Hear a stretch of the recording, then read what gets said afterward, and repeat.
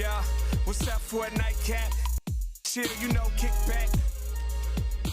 Welcome to the Nightcap. It's your girl, Carolina Sanchez, and we're talking about the finer things in life. Oh yeah, we're talking about bubbles, strings, and that bling bling, baby. And joining me here on the Nightcap to talk about these diamonds is Danny Shaftel with Shaftel Diamonds. That's right. You have a beautiful array of bling bling up in here. What are people coming for these days? Is it everything? Is it rings? Is it earrings? Is it necklaces? What are you seeing the most? Yeah, it really depends on the occasion. We are very much an engagement ring store, but of course we've got jewelry for every occasion. So I would say the first point of contact people make with us is they're getting engaged, right? And they come in and, you know, a lot of times they've got some idea of what they're looking for, but then when they get to see everything in person, it's a much different experience from when they're just looking online. Yeah. Actually, I don't want this. I want that oval Yeah. shape, or I want the square. I mean, there are so many different shapes. I don't know anything about diamonds, but what is the most popular thing right now? Well, so round diamonds have always been the most popular. Oh, really? So aside from round, there are definitely trends. For a while it was princess cut. Now princess cut is not as popular. Oval is super popular. Elongated radiant cuts. The radiant cut is actually a rectangular shape. It can be square radiant, rectangular radiant, but for some reason right now, rectangular radiant cuts are like all the rage. So Yeah. As far as these emeralds here, which catch my attention because I love the green, what are those three different cuts? So we got a marquee, which is shaped kind of like a canoe or a football. Yes. Cushion cut, which is literally shaped like a pillow cushion, and then emerald cut, which is the traditional emerald shape, hence emerald cut. I'm into the football. Yeah, you're into That's the football. gorgeous. That's the first one you grabbed when we came out. Yeah, We went yeah. straight to that one. All right, so how much are we talking for this football? So for this football, which is a marquee, by the way, we'll call it football. We're going to call it We're gonna football call it because football, that's what I football. see. So it's about $44,000, but it's so emeralds and colored stones in general range from priceless to worthless, right? You can have, so you can have a green emerald and it's just kind of milky, it's opaque, it's just not very pretty, but it's green and it's an emerald and it might be natural, but it's not worth anything, right? So then when you have something that's spectacular and crisp and clear and just this rich, pure green color, then you see the difference side by side, and this is an $83,000 ring, and as opposed to $50,000 ring, which you can get cheap gemstones, but they're not going to be pretty. Are you finding that when people come into your store and they're like, I got to get this ring for this woman I think is going to be my wife, Right. that the budget they come in with a budget and they're like, actually, I'm going to have to add another 10K to this. Yeah, it happens pretty much always, yeah. Yeah, every single time? You think you've got a budget in mind, or, you know, what happens also is, it's typically the guy that comes in, they've got whatever that number is, whether it's 5,000 or 20,000 or 100,000, they'll throw out a number knowing in their mind that they've got some room to work with, but they're not going to tell me that, right? So, and it's fine, if you tell me you've got $100,000 to spend, I'm not going to find the single most expensive diamond that you can possibly buy. I'm going to show you options, right? You got to see what's there for 50 grand or 100,000 or 80 or 150,000, and that comes to your point where it's like, well, Now, I wish people always came in with a $100,000 budget, but that's not always the case. We're using that as an I ain't got a $100,000 budget, but I do want to see your most expensive jewelry up in here. Okay, What are we looking let's skip 100,000. Let's go to 500,000. How about that? 500,000? So this. I'm scared to touch that. I mean, you know, we brought it here for a reason. This definitely doesn't fit me. I'm like a 4.5. I'm really tiny. We'll make it fit. You wear it on your thumb if you have to. Hello. Hello. I'm not dropping this. Okay, so what kind of cut is this? Oh All my right, God, so this is a radiant cut. So it's an elongated radiant. It's a rectangle. Where'd it go? I don't know. Oh, all right, next. Beats me. Wow. So this is actually a flawless diamond. So what makes it flawless? So the way that diamonds are graded, as far as the clarity goes, you look at it under 10 power magnification, and whatever you can or cannot see under 10 power magnification is how it's graded. So under 10 time magnification, there's absolutely nothing in here at all. Inside, there's no crystal, there's no inclusions whatsoever. So that's considered internally flawless, and it's a G color, so it ain't cheap. It ain't cheap. I have a question, a juicy one though. All right, let's so go. do you ever see a man come in for two different ladies? Yeah. But at the same time? Okay, not two ladies at the same time with him. Oh. But 2 ladies, different locations, not with him, yeah. Ugh. And it's kind of this, and we've had just straight up guys come in and say, I need a pair of studs for my wife, and then something a little smaller for my girlfriend. And I'm thinking, wait a second, so.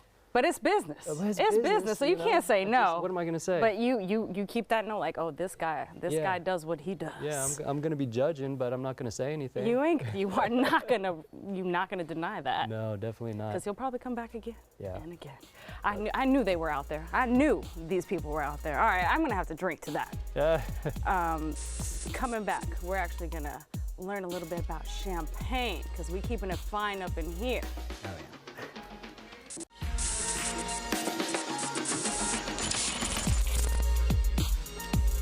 Welcome back to the Nightcap. I'm behind the bar, but we're not backing that glass up. It's pinky up tonight because we've got Brennan Harmeier here, sommelier. Yes. And you're about to school me on some champagne. I am the best type of wine in the world. So, Really? in my opinion. I mean, I love bubbles. I'm a Let's little keep bit it of a real. purist when it comes to champagne, so I'm all about that life. Yeah, because I mean, a lot of people call Prosecco champagne. Anything that bubbles, they're like, oh yeah, champagne. It's not the same Yeah, thing. and if there's any champagne 101 I can put out like right off the bat, it's just because there's bubbles in it does not mean it's a champagne. So it has to be from champagne to be called champagne. And as you have here, you've got 3 different bottles. I That do. means there are different types of champagne as it's Yeah, and so you have a lot of people that are always like, oh, I'm not a big champagne person, or it's not for me, but there's so many different types, styles, flavor profiles when it comes to champagne that there's definitely a champagne out there for everyone. What are the basic different levels or styles of champagne? So for the basics, the main thing you need to know is like the 3 major grapes of champagne, which are gonna be Pinot Noir, Chardonnay, and Pinot Meunier. Pinot Meunier, I've never yeah. heard of that. Yeah, it's a very uncommon like grape that's actually still used in champagne. But for the majority, it's Chardonnay and Pinot Noir are kind of the major growers.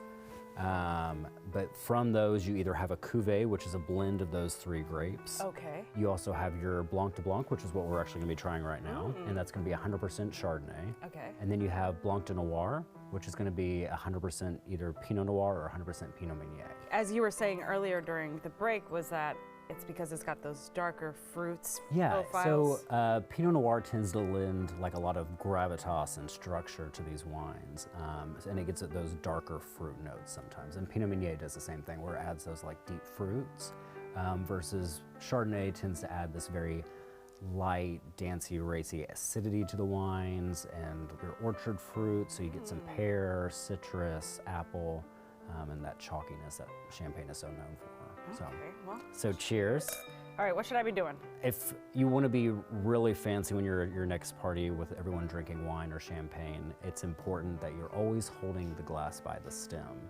So, As I'm doing? correct. Or no? So you Okay, do have great. that correct. I Yeah. was already Because you get a lot of people that want to like grab by the bowl and it just leaves fingerprints and it's messy and it looks nasty and it's kind of tacky. So. Oh, so don't do that. Remember, we learned So- about the finer things in life. Oh, you see how my It's- pinky yes. automatically went up? And if you're really trying to impress someone, you always hold it by the base like this. Oh, really? But yeah, that's the real fancy way. And to add like an additional level to being like really like bougie with it, if you make sure wherever you take your first sip, that's the same spot you always take a sip. So by the end of the night, you don't have a bunch of like lip prints all around your glass. And I mean, should champagne be enjoyed in every occasion? Absolutely. Monday On a through Tuesday. Sunday, yeah. Not just Yeah. anniversaries. It should never just be just for celebrating anything. Because once you actually start getting into champagne and finding ones you enjoy, sadly it does break the bank since it's a more expensive It is type more of wine. But it's, I mean, champagne is just so delicious. It's hard And to it's say no worth to. it. Oh, absolutely. It's worth the money. Yeah, and there's champagnes out there that are super inexpensive compared to a lot of other things. I mean, you can find a good champagne in the $40 to $60 range. That's oh, yeah. affordable. So And then there's some that are. yeah, there's some that are a little bit higher up on that scale. Oh, well, too, what's so. the highest? I'm actually the somm over to boozy, and so the most expensive one we have right now it's a Magnum of Billecart Saumon. It's their bi-century, like 100-year, like cuvee, and it's 2,500. 2,500. So 2,500, yeah. But obviously, that's just what we have. That's the most expensive one that we have in house. But yeah, there's. But can I go to a boozy and find a $40 bottle of champagne? Yeah. So, like, one of the reasons I actually love working at a boozy is purely just because we don't mark up our wine a lot. You can find a lot of wines at a boozy that are sometimes cheaper than what you would find at a liquor store. Oh. So versus other restaurants that like to really, it's like, you shouldn't be charging this You're much for doing that too bottle. much. Yeah, You're doing too much. like, that's awful. That's not a good thing to do to people. So, but yeah, you can definitely find much better pricing there. And obviously there's those stores scattered around Houston that are great for finding awesome champagnes. Like the ones we have today are all grower champagnes. Oh. So they're smaller producers that are growing their own grapes, producing their own wine, doing their own labels. Versus things like Veuve and Taittinger and Bollinger that are like these massive conglomerates and houses that Mass producing, they aren't growing their own. Right, and so I mean they do make some good wines too, but there's other ones out there that in my opinion are far superior. So Growers, there's nothing wrong with growers. I know, yeah. All right, we'll be right back, and I'm gonna just keep it fancy like this.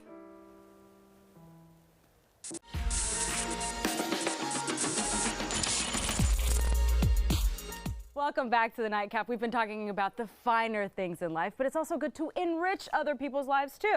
So here to talk about it is Demola, the violinist, and Danny Shaftel. Talked to you earlier, but we didn't get to your partnership with Sky High. Yeah, so Sky High is an organization that's near and dear to me. I'm on the executive board for Sky High, and the mission of Sky High for Kids is to end pediatric cancer. Oh, Huge mission, but in doing so, we bring together communities and really put on memorable events to raise the money to, to really bring people together and see what is needed for pediatric cancer, because there's just not enough funding. Right. And the funding for pediatric cancer primarily comes from people like us, right? People who have stepped up and contributed to the cause. And so we created this line. So each piece, each element, each design has something to do with the organization, or a theme that has to do with, pediatric cancer, or an event that they put on, or something that, anyway, just represents the organization. And it just so happens that the Sky High colors are orange and blue, Ooh, which go is the Astros. So Had an incredible season. had an incredible season. We're super excited about that. And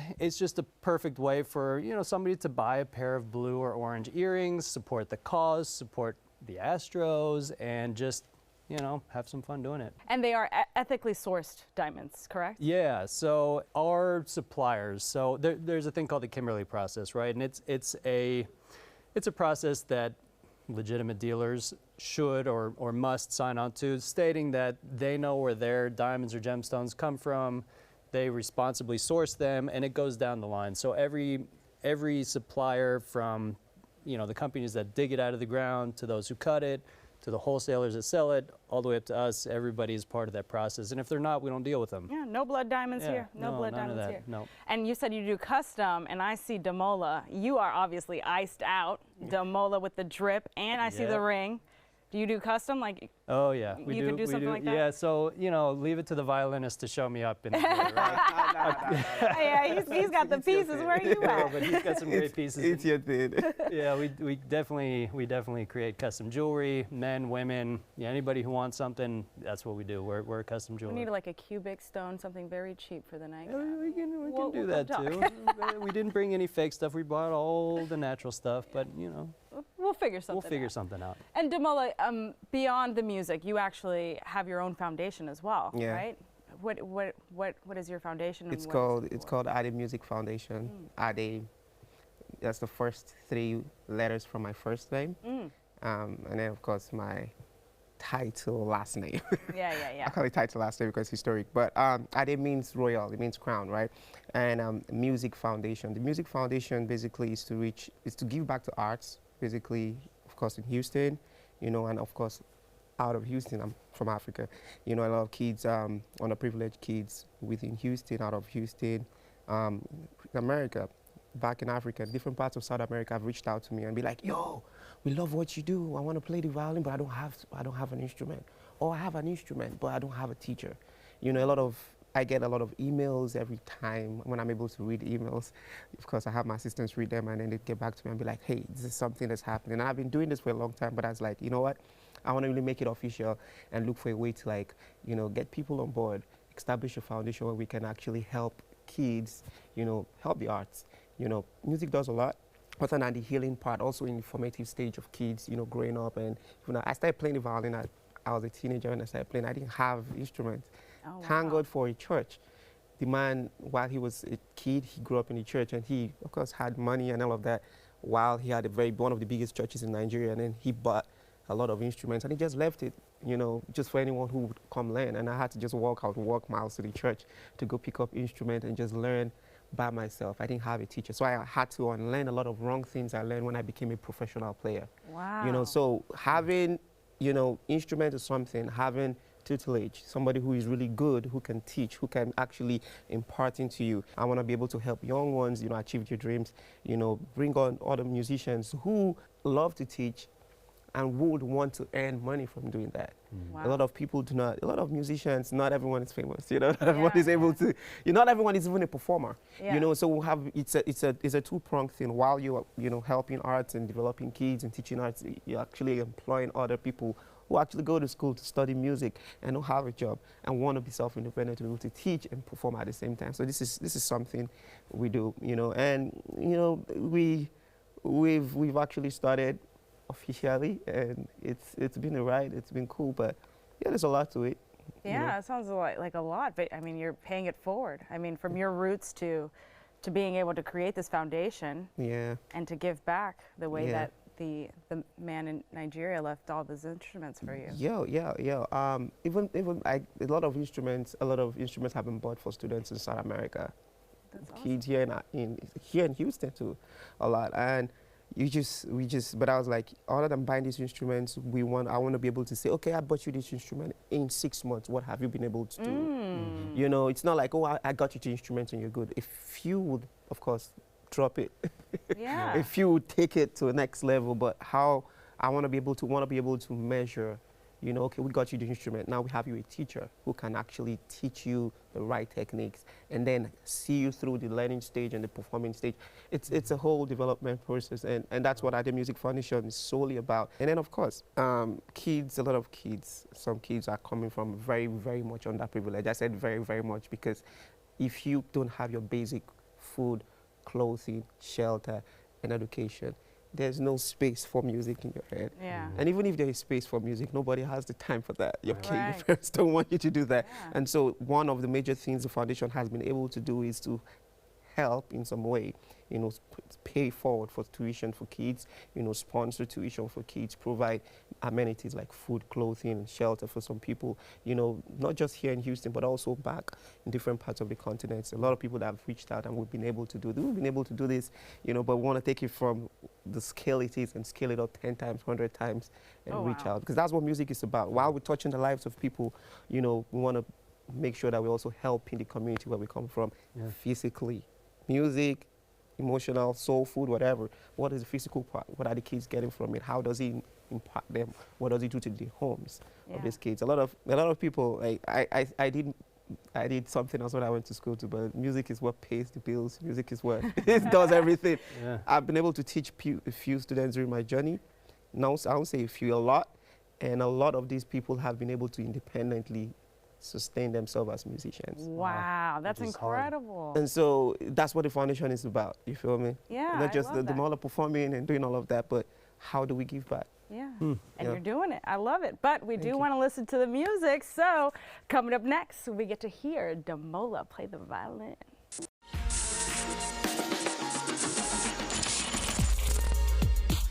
Shh, don't tell Shaftel Diamonds that I'm walking out with these jewels, okay?